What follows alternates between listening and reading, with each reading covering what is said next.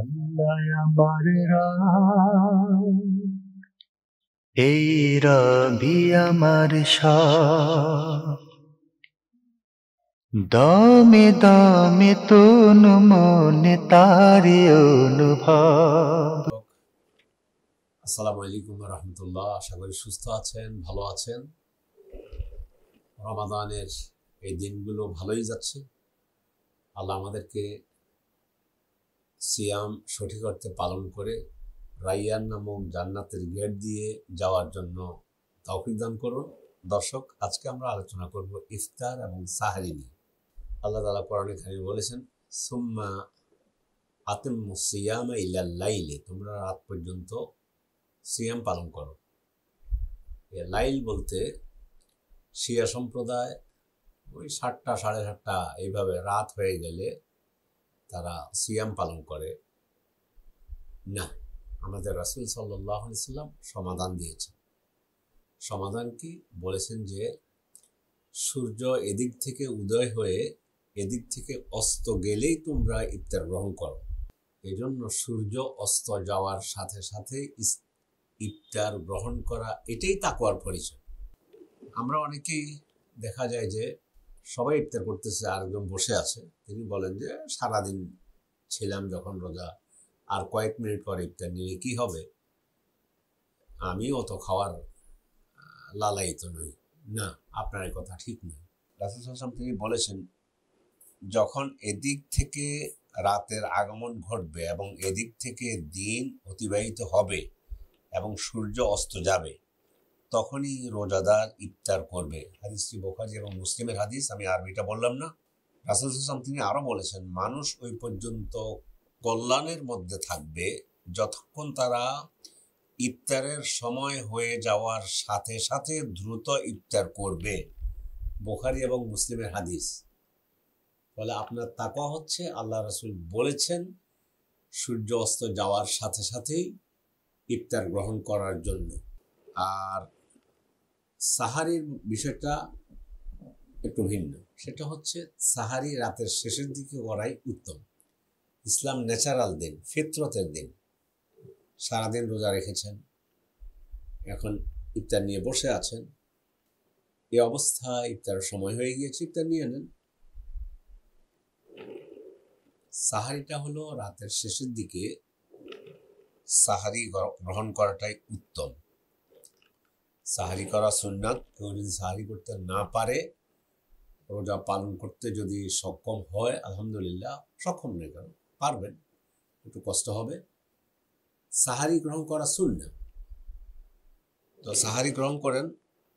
রাসূল সাল্লাল্লাহু আলাইহি ওয়াসাল্লামের একটি হাদিস অনুবাদ হলো, আমরা নবীগণ আদিষ্ট হয়েছি দ্রুত ইফতার করতে এবং দেরিতে সাহারি করতে। সহিহ ইবনে হিব্বানে হাদিসটি বর্ণিত হয়েছে। এখন যে বিষয়টি মনে রাখা দরকার সেটা হচ্ছে, দেখুন আপনি রমাদান মাস ইবাদতের বসন্তকাল, সারাদিন রোজা রেখেছেন, ইফতার করেছেন, মাগরিব পড়েছেন জামাত সহকারে, তারপরে ইশা সালাত আদায় করেছেন, এরপরে কিয়ামুল লাইল করেছেন, সালাতুত তারাবি পড়েছেন। এখন হলো আপনি ঘুমিয়ে যান, রাতের শেষের দিকে উঠে আবার যদি আপনি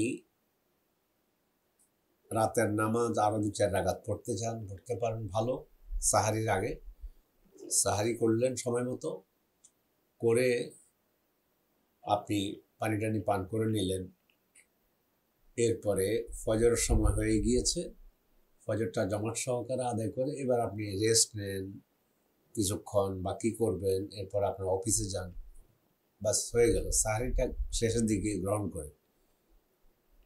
অনেকে এমন আছে যে বন্ধুবান্ধব নিয়ে গল্প করতে করতে রাত 1টা বেজে গিয়েছে, ওই তখনই কিছু খেয়ে নিয়েছে, ঘুম দিল, ফজর নেই, তারপরে সেই সকাল 7টা 8টা 9টার দিকে উঠলো। নো, ঠিক হয় না।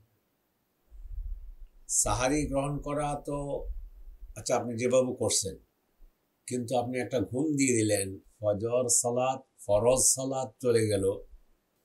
তো সারাদিন রোজা রাখা যেমন একটা ফরজ, অনুরূপভাবে সলাতুল ফজরও আদায় করা ফরজ।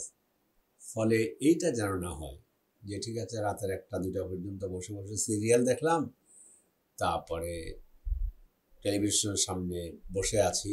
রমজানের দিন আমরা আগেই বলেছি যে সিয়াম হলো আপনাকে জাহান্নাম থেকে বাঁচানোর ঢাল স্বরূপ। কিন্তু কোনো ব্যক্তি যদি মিথ্যা পরিহার করলো না, অশ্লীল কর্মকাণ্ড পরিহার করলো না, তার সিয়ামের আল্লাহ তাআলার কোনো প্রয়োজন নেই। যাই হোক, আমরা বলছিলাম সাহারি গ্রহণ করা সুন্নাহ, রাতের শেষের দিকে গ্রহণ করা মুস্তাহাব। সাহারি গ্রহণ হলো, ফজর আযান হলো, ফজরটা পড়লেন, আপনার সব কাজ রুটিন মাফিক হয়ে গেল, আপনার সকল কাজ রুটিন মাফিক হয়ে গেল। এই জন্য ইফতার এবং সাহারি বিষয়ে খেয়াল রাখবেন। ইফতার গ্রহণ করতে সর্বপ্রথম যদি সম্ভব হয় খেজুর দিয়ে, খেজুর যদি না থাকে খেজুরের মধ্যেও এটা আরবরা বুঝবে, রতাব বলা হয়েছে প্রথম। রতাব হলো যেটা কাঁচা পাকা খেজুর, আরব দেশে সবসময় এখন পাওয়া যায়। রতাব নেই, খেজুর। খেজুর নেই, তাহলে পানি দিয়ে প্রথমে ইফতার করে বাকি অন্যান্য সব কিছু আপনি গ্রহণ করতে পারেন, যে কোনো খাবার গ্রহণ করতে পারেন। দর্শক, ইফতার ও সাহারি সম্পর্কে আজ এ পর্যন্তই। আমাদের পরবর্তী অনুষ্ঠান দেখার আমন্ত্রণ জানিয়ে আপনাদের নিকট থেকে বিদায় নিচ্ছি। আমাদেরকে ভুলবেন না, নাজাতের দিশা ইউটিউব চ্যানেলকে ভুলবেন না, এটা আপনাদের চ্যানেল। দ্বীনের সহি কিছু কথা আপনাদের সামনে বলার জন্য এই চ্যানেলের যাত্রা শুরু। যারা আমাদেরকে সহযোগিতা করেছেন, সহযোগিতা করে আসতেছেন, তাদের জন্য দোয়া করবেন। আমাদের সবাইকে আল্লাহ ভালো রাখুন, সুস্থ রাখুন। হাযা সাল্লাল্লাহু আলা নবিয়িনা মুহাম্মদ ওয়া আলা আলিহি ওয়া সাহবিহি আজমাইন।